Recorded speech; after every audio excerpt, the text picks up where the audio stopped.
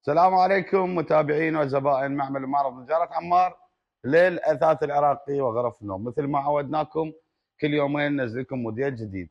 جاز عندنا اليوم موديل مورفو. هاي الغرفة نجارة عراقية 100% من إنتاج معمل ومعرض نجارة عمار للأثاث العراقي وغرف النوم.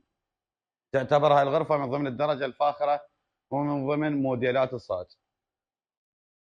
كل النقوش الموجودة على الغرفة خشب زان خالص، أي نقشة بالأرجل بالكفاسيج بالدنق بالتوج كلها خشب زان خالص، درجة فاخرة. مثل ما قلنا كلها خشب زان، والوجه راح يكون كله صاج طبيعي 5 ملم، والداخل كل الغرفة صاج طبيعي 4 ملم، والظهر شرشوبة شد براغي، بالإضافة إلى القاعدة والسقف بلوك صاج 16 ملم. شغل جدا روعة. وايضا الغرفه تكون بنظام اللوكنز، كلها تكون مرتفعه من الارض بهذا الشكل وهذا الترتيب. مثل ما جاي يشوفون ترتيب هاي الغرفه، قطعه كلش حلوه مرتبه، وحاليا بها اكثر من نوع دنقه وموديلات اكثر بالتشربايه. يعني نقشه التشربايه اكو بها غير موديلات، اذا تحبون تشوفونها راسلونا او انزل لكم اياهم بالتعليقات ان شاء الله. قلنا قياسات هاي الغرفه: ارتفاع الكنتور الزاويه 280 سنتيم، عرض الكنتور وحده 3 مترات و45 سنتيم، عرض زاويه الملابس 125، مجموع قياس 4 مترات و70، يعني ضلع كامل الزاويه الكنتور ضلع كامل 4 مترات و70 سنتيم. نجي على التقطيع الداخلي للغرفه.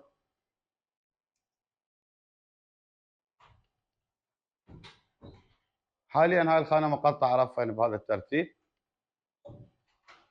وبالاسفل مجرين. احب انوه الجرارات كلها تكون تحفير بالخشب، يعني شغل درجه اولى. بالنسبه للمسكات والكيرونات كلها درجه فاخره، والنرماده شريطيه على طول الباب. حاليا هاي الخانه مقطعه بورة علاقه فقط، واي تقطيع يعجبكم بالغرفه جاهزين نوفره لكم.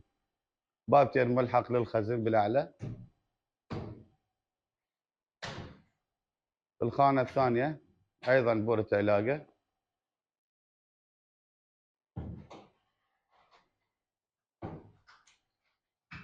وبالاعلى بابتين نفس الخانه الثانيه.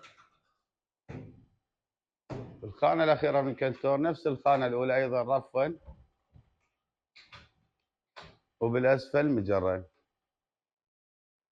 شغل كلش روعه.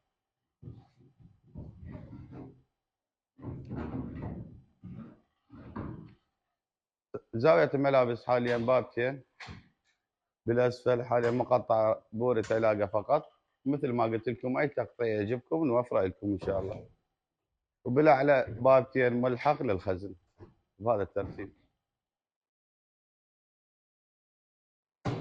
نجي على الشربايه. طبعا الشربايه قطعه كلش حلوه مرتبه من حيث النقش، والدوشه مخياطيه دو بهذا الترتيب بهذا الجمال، فشي كلش مرتب. بها كوموديين على الاطراف، كل كومودي 4 مجرات، حتى النواعم كل المجرات تحفير بالخشب. تحفير بالخشب وبها سلاسه بالاستخدام، يعني سهله جدا كانما سكك حديد.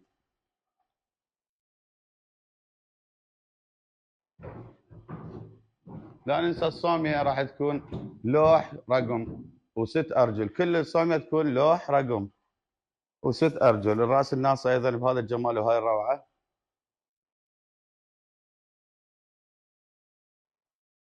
نجي على ميز المرايه، قطعه كلش حلوه مرتبه، بها 6 مجرات وبابتين بهذا الترتيب.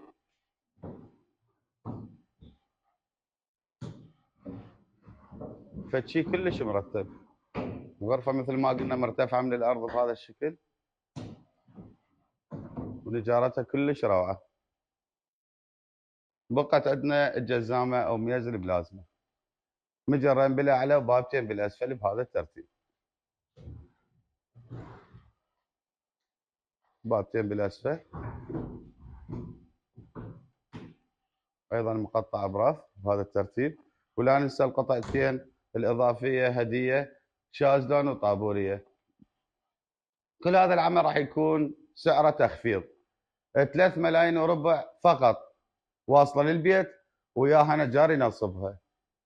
عند معمل ومعرض نجارة عمار، عنواننا واسط قضاء العزيزية، منطقة معمل فخري. تحياتي.